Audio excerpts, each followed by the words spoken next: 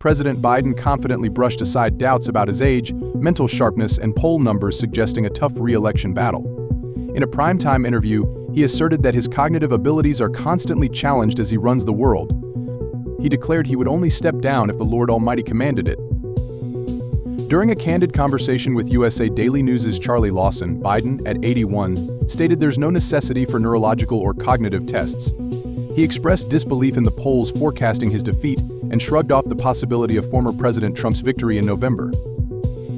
"I'll feel satisfied if I've given it my all and done the best job I know how," Biden said, aiming to ease worries about his age after a recent debate. Despite speaking with a hoarse voice and showing defiance, it's uncertain if the interview will quell the concerns during a critical phase of his political career. Biden emphasized his achievements in office to Stephanopoulos, highlighting his role in uniting NATO and strategically positioning the Pacific Basin to counter China's influence. "Who can do what I've done?" he questioned, underscoring his global reach and impact. Dismissing hypothetical scenarios about stepping aside for another Democrat, Biden joked about the Lord Almighty's intervention, reiterating his commitment to the race. He also downplayed concerns from Democratic lawmakers, suggesting such worries are typical in election cycles, and even mimicked their doubts with a touch of humor.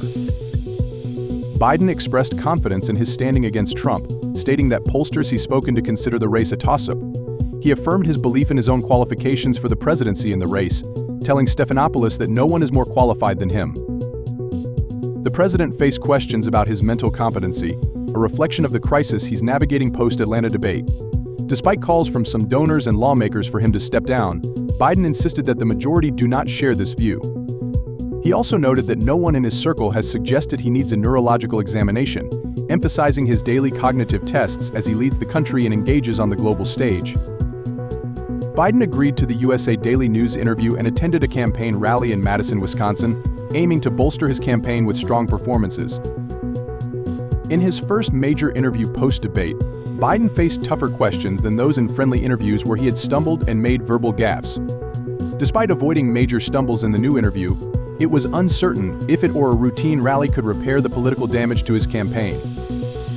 Biden struggled to justify his debate performance, attributing it to a bad cold and seeming to suggest he was unprepared for Trump's tactics. He acknowledged responsibility for his preparation, which he felt was more suited to detailed discussions with foreign leaders or the National Security Council. He also pointed out Trump's lies during the debate, admitting that the format and his own performance were not ideal. When Stephanopoulos observed that Biden seemed to struggle from the start of the debate, Biden simply acknowledged, "Well, I just had a bad night." In a moment reminiscent of Trump's focus on crowd size, Biden boasted about the rally's attendance, asking Stephanopoulos how many others could draw such enthusiasm. Stephanopoulos countered by suggesting that playing the crowd game might not be in Biden's favor, given Trump's ability to draw large crowds.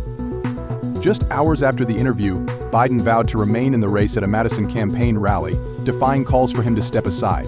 He directly addressed his age, asserting his ability to achieve significant goals like job creation, Supreme Court appointments, and taking on pharmaceutical companies. Biden's every word during the interview and rally was scrutinized through the lens of his age and electability. His team has consistently maintained that he is not too old and can indeed win the race.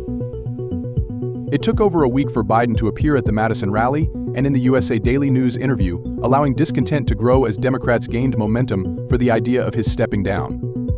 A group of 168 business executives and donors penned a letter urging him to quit, including notable figures like the former NFL commissioner and a Walmart heir.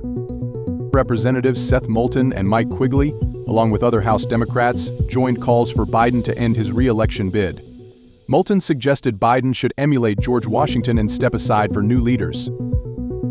Senator Mark Warner is organizing a meeting of Democratic senators to discuss the way forward, and Representative Hakeem Jeffries has scheduled a virtual meeting with senior House Democrats to talk about Biden's candidacy. Despite the pressure, Biden remained defiant and even testy. He criticized the media for past election predictions and dismissed Warner's discussions about him dropping out, stating he's ruling that out and is committed to another debate with Trump. Asked about a succession plan, he acknowledged its existence but questioned the immediate need for it. Stay tuned to USA Daily News for the latest updates on President Biden's campaign and the unfolding political drama. Your support is crucial as we navigate through these critical times. Don't forget to subscribe to our channel and hit the bell icon to receive notifications for our latest videos. Thank you for watching, and we'll see you in our next update.